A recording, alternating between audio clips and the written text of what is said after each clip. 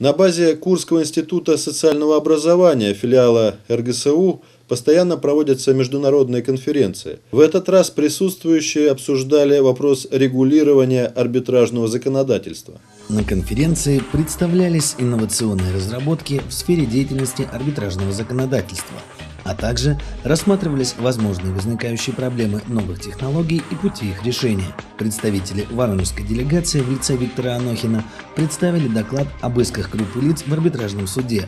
Виктор Стефанович отметил важность таких конференций для всех структур законодательной власти, педагогов и будущих специалистов в области юриспруденции. Мне очень интересно присутствовать на таких мероприятиях. Я постараюсь их и дальше посещать.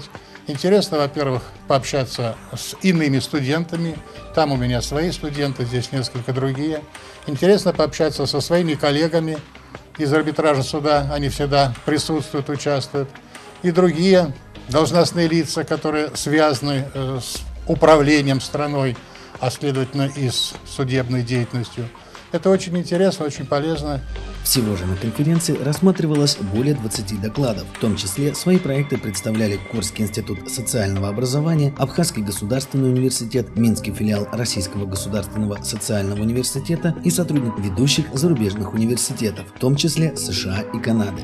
Одним из сопредседателей конференции выступила Надежда Васильевна Беспорточная, которая представила доклад на тему «Новации и отступно как основание прекращения соглашения об уплате алиментов». Подробнее о вопросах, обсуждаемых на конференции, нам рассказал Александр Прилуцкий, заведующий кафедрой гражданского права и процесса КИСО. Вопросы, которые будут обсуждаться на конференции, связаны как с процессуальным правом, так и с материальным правом. То есть здесь будут обсуждаться актуальные проблемы защиты имущественных интересов, так называемых хозяйственных субъектов, то есть это различных организаций, различных форм собственности, индивидуальных предпринимателей.